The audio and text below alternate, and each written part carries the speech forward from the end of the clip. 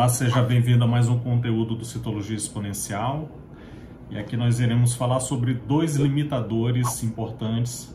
São fatores que acontecem com frequência, sobretudo na citologia cérvico-vaginal, que são a sobreposição celular e o dessecamento. Então, o que são limitadores? São todas as condições que dificultam a avaliação da leitura da análise da lâmina. E na citologia cérvico-vaginal convencional, que é a mais comum, ainda mais comum no Brasil, principalmente no setor público, nós temos duas situações que complicam, bastante a análise. Então vamos falar primeiro da sobreposição celular. O que é essa sobreposição? Ocorre quando as células elas não se mantêm em monocamada, ou seja, elas são transferidas ali do canal cérvico-vaginal feminino para a lâmina, e se misturam a muco, secreção e sangue. E aí elas se agregam e ficam semelhantes a tijolos, ou seja, os núcleos e os citoplasmas eles ficam um por cima dos outros. Então aqui nós vemos isso com muita frequência também associado a processos inflamatórios, como a gente está observando aqui nesse campo. Ou seja, você fica com muita dificuldade de analisar o detalhe nuclear, portanto, o principal elemento, o elemento inicial do nosso processo, que é a identificação de atipia. Que a atipia, portanto, se encontra no núcleo. E aí que é o nosso fluxograma do delta 3. Então, quando essas células estão sobrepostas, uma por cima da outra, você não observa com muita clareza o núcleo. Logo, você não pode identificar atipias. Logo, você pode estar caindo numa situação de erro. E isso é muito comum aqui em situações, como já falei anteriormente, quando tem muita supuração.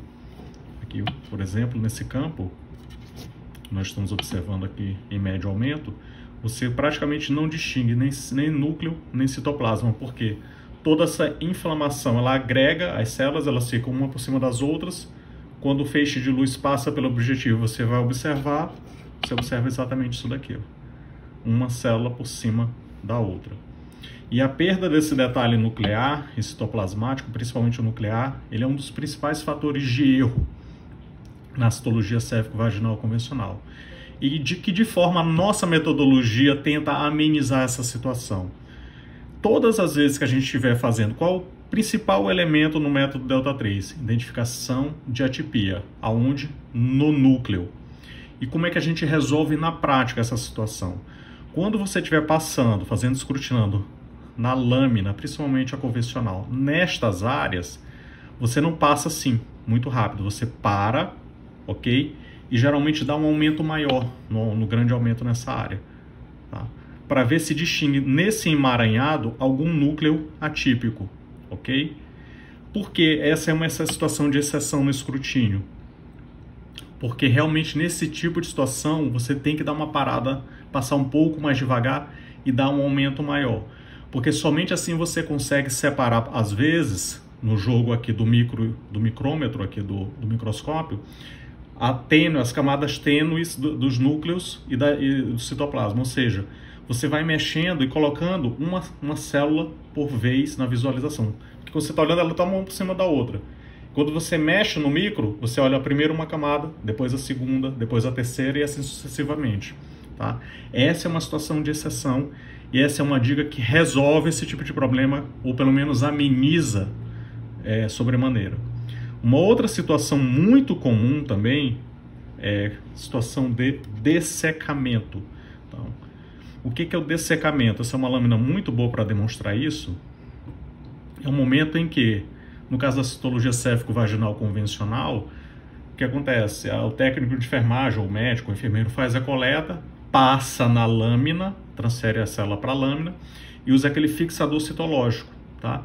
E às vezes fica ali, o pessoal deixa no final do dia para coletar ou esquece de passar e a célula fica exposta às intempéries do meio, umidade, calor e etc. E aí ela começa a perder as suas propriedades, né? A célula tem o quê? Tem líquido. Ela começa a ressecar, literalmente a ficar ressecada.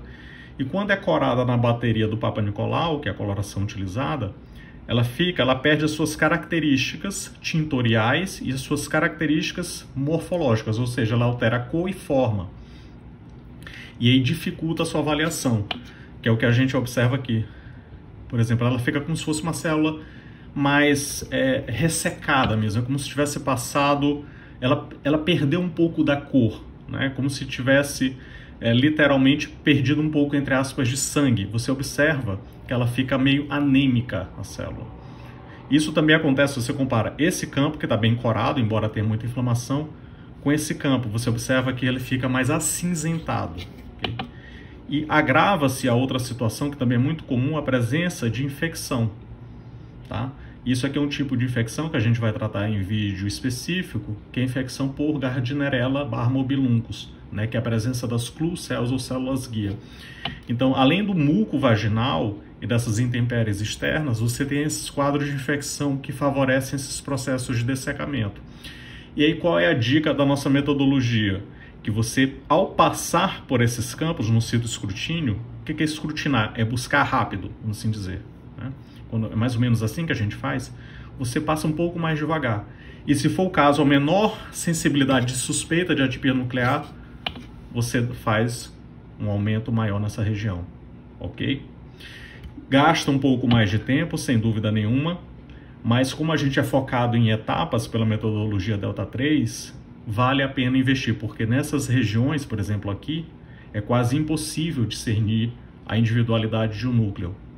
Mas em uma situação como essa, que a gente encontrou agora, seu núcleo central, que pode ser atípico, quando você dá um maior aumento, você para e analisa com calma, olha aqui, ó, uma prova aqui ao vivo, você acaba de identificar um núcleo realmente atípico, que provavelmente, né, no nosso fluxograma, deve corresponder a um ASCII-US, uma lesão de baixo grau, isso não vem ao caso agora, tá? Mas se você passar reto aqui, com pressa, você pode deixar passar a situação. Então, nessas duas situações, de sobreposição celular e de dessecamento, a dica é, pela nossa metodologia, sempre focar em núcleo. E, no caso, passar com um pouco menos de velocidade e pode utilizar sem vergonha, sem pudor nenhum, o maior aumento nessas regiões. Tá? Atrasa um pouco, mas você perde menos lesão ou, eventualmente, atipia nesses casos. Então, obrigado. Não esqueça de curtir, comentar e compartilhar. E pode colocar a sua experiência com dessecamento e sobreposição celular, você que já tem algum treinamento, como é que tem sido, e pode dar inclusive dicas de temas que a nossa equipe vai analisar e pode eventualmente fazer vídeos no futuro. Obrigado e até o próximo.